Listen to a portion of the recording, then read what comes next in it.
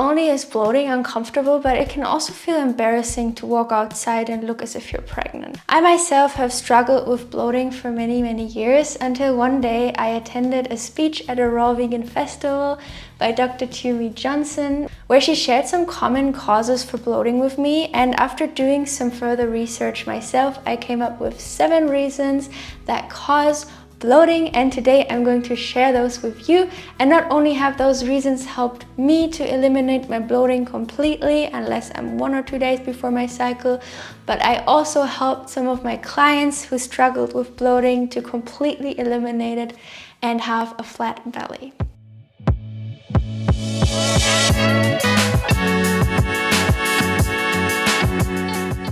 If you have listened to my recent podcast episode or read my bloat-free belly Bible, then you might already be familiar with reason number 1, which is eating hard to digest foods and foods that are fiberless and dry. Reason number 2 is something I haven't heard anyone talk about yet, but for me it was eating foods I don't truly enjoy and think I should be eating. Because what happens when we eat foods we don't truly enjoy is that we tend to not chew them as well. We don't tend to really create that saliva, eat slow. And also I have observed within myself that I have a tendency to overeat on healthy foods that I think I should be eating. And that just creates me not being able to digest them as properly. Whereas if I focus on the foods that I truly, genuinely enjoy and love so much, that make me also feel good at the same time. So I'm not talking about addictive junk foods. If I focus on those, like for example, I freaking love potatoes and I love fruit. And if I focus on those, I'm just on cloud 9 when I eat them. Is it cloud 9 or 7? I'm not sure, but I'm on cloud 9 when I eat those foods. So I'm really slow. I'm like, my mouth is salivating and I'm chewing them well, and that makes me absorb them much better. And also I'm just enjoying the process of eating so much that I have a really easy time to just stop when I'm perfectly satisfied. Whereas if I eat something I don't really enjoy, I don't really feel that satisfied and satiated, and I just feel like I want to keep going. So I don't know if anyone can relate, but that is a tip that really helped me. So I wanted to share it with you as well. The third reason is something you probably already know, but I'm still gonna mention it, and that is stress eating. I know that it can be very challenging to introduce more calmness into the act of eating. So something that has really helped me is to see how can I introduce more calmness into my entire life, not just the act of eating, but all the time that I spend around eating, and how can I eliminate some stress? How can I maybe say no to a few opportunities in my life that maybe stress me out or that cause me to not have as much time, and free that time up to do practices that bring more calm and easefulness into my life, that allow me to maybe grow some tomatoes on my balcony, which is something incredibly meditative and relaxing, or do some meditation or some yin yoga or make some more music. You know, things that really have a calming effect on my nervous system. I feel like if I focus on those kinds of activities, and it doesn't even have to be super much, just a little bit every day can already cause me to have a much lighter, easeful time while I'm eating. Reason number 4 is dehydration. The reason that's so important is because our intestinal walls, that's where the food we're eating is being absorbed. That's where the nutrients, the water, the minerals, all of that is absorbed. So when we're dehydrated, our body is going to have a really hard time to digest the things we have eaten through our intestinal walls. And there are different causes for dehydration. My client Connie, for example, she used to struggle with bloating, and the reason for her was because she was drinking a ton of coffee every day.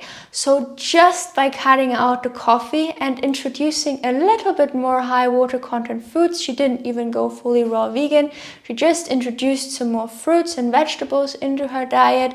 The bloating went completely away after 6 weeks, and her belly flattened out even more after 3 months. So just those 2 things, if you're still consuming coffee, what the hell are you doing? No, I'm just kidding. If you want to consume coffee, I know for some people that's the joy of their day, but maybe see if you can eliminate a little bit of coffee every day and drink some water instead, or drink some juice instead. But I mean, if you really want to take this serious and go all in, I'd say just cut it out for a while and sleep more, and I'll promise you the bloating is going to go away. And then for me, a big step was also, I know you're probably already tired of hearing me say that, but drinking water. So every morning I hydrate first thing in the morning on half a liter to a liter of cold refrigerated spring water before eating anything. And then throughout the day I make sure that I also hydrate on water in between my meals. And that has definitely been a huge game changer for eliminating those bloatings and getting a flat belly. Number 5 is something that I've also already talked in my previous podcast episode, and that is food combining. I'm not gonna get too much into it today because I wanted to keep this video short, but I'm gonna give you a quick summary. So, food combining is actually pretty simple. We have raw foods and we have cooked foods. And if you consume raw foods, you want to make sure, especially when we're talking about fruit, you want to make sure you consume the fruit on its own, because fruit is like a jealous girlfriend. She wants you all to herself. And then we also have the melons. The melons are the super jealous girlfriend that doesn't want you to text with anyone else, and they want to be eaten completely on their own without any fruits. And then we also have sweet fruit, acid fruit, and subacid fruit. And acid fruit and subacid fruit you can eat together. Sweet fruit and subacid fruit you can eat together. But sweet fruit and acid fruit you should not eat together, because that is going to cause digestive issues. But of course there are exceptions. Some people say they really like bananas and lime. I personally don't have any problems eating those, but for example, making a smoothie with orange juice or oranges and bananas is probably not going to be the best combination, just as an example. And then you also want to make sure you don't combine starches and fats and starches and proteins. So if you have fats, make sure you eat them with some vegetables or with some proteins. And if you have starches, make sure you eat them with also vegetables. For example, I personally really love eating corn pasta or potatoes or quinoa or buckwheat, and then adding a ton of steamed vegetables to this, and some tomato sauce that is oil and salt free. Those are kind of some ideas of, if you want to consume starches, make sure you keep it low fat. That way they'll digest flawlessly. And then reason number 6, this has probably been one of the biggest reasons for me, is yo-yo dieting, crash dieting, calorie restriction, and all that kind of stuff. Because what happens is we are going to restrict our calories, we're going to feel super hungry, and then we're going to binge out and overeat and eat way more than our body can handle. And then the cycle repeats over and over again, and that is going to cause bloating. So definitely, if you are struggling with yo-yo dieting and that kind of stuff, then you can maybe watch my latest video that I made with Freddie the Banana Girl, where I shared how she helped me get out of that cycle. And also make sure that you just always eat enough, because if you always eat enough, then you are not going to be in that vicious cycle anymore. So that is definitely what helped me as well.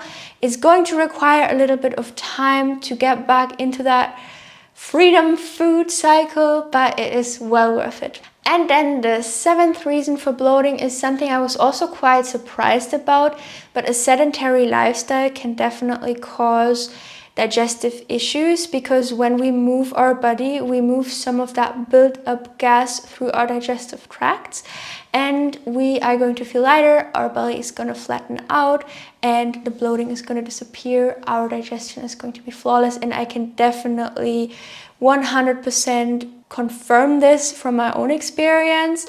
When I started incorporating running, cycling, inline skating, yoga, my digestion improved 100%, and it had a huge impact on the way my belly looked.